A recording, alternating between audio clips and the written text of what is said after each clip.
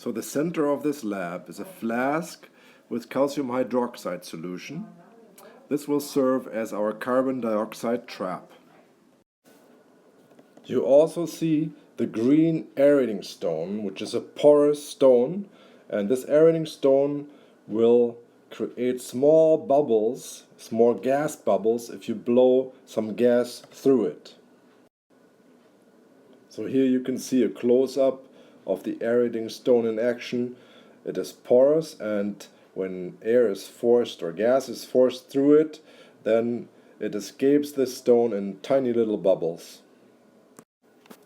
The smaller the size of the bubbles, the greater the surface area between the gas and the liquid state, which is where the reaction occurs.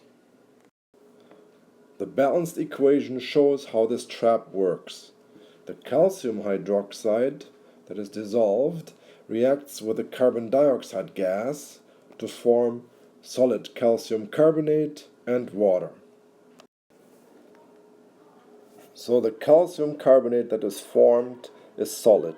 These small solid particles get suspended in that mixture that is forming now, and that gives you the impression of a cloudy or opaque mixture. And as more calcium carbonate is formed, these particles will sort of clump together, they will coagulate and then sink to the bottom as a precipitate or deposit on the walls of your vacuum flask. In order to measure the volume of the exhaled air that is sent through the calcium hydroxide trap, we direct the exhaled air coming from the trap into a graduated cylinder.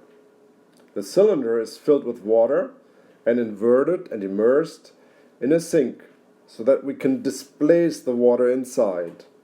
The volume of the displaced water in that cylinder is then equal to the exhaled air that was sent through the trap. So with the help of the graduated cylinder, we can determine how much total exhaled air we have sent through the trap. We know from other experiments that 1 liter of exhaled air contains 80 milligrams, 0.08 grams of carbon dioxide.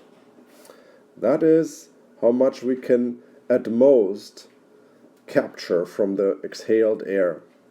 It's called the theoretical yield, the maximum amount that is possibly available from this process. So we weigh our calcium hydroxide trap before sending the exhaled air through it.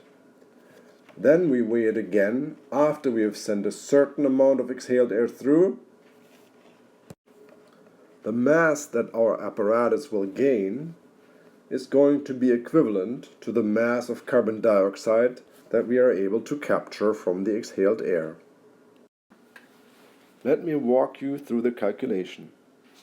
If we collect 10 liters of exhaled air, if we send 10 liters of air through the trap, and the air has a concentration of 0.08 grams of carbon dioxide per liter, then these 10 liters times 0.08 grams of carbon dioxide should give us 0.8 grams of carbon dioxide as theoretical mass gain.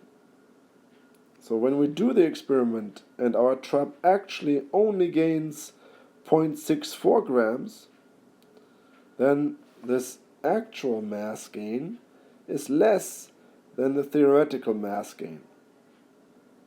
So our effectiveness can then be calculated, and the measure of our effectiveness is the yield. It's how much we actually gained in mass here over how much we should have theoretically gained times 100%. The term is percent yield, a measure of the effectiveness. In this example, 0.64 grams actually obtained versus 0.8 grams theoretically obtained times 100% would be 80%. This last slide summarizes our lab in 5 steps. Read through it and make sure you have an idea of the big picture, so to speak. And have fun in the lab coming up.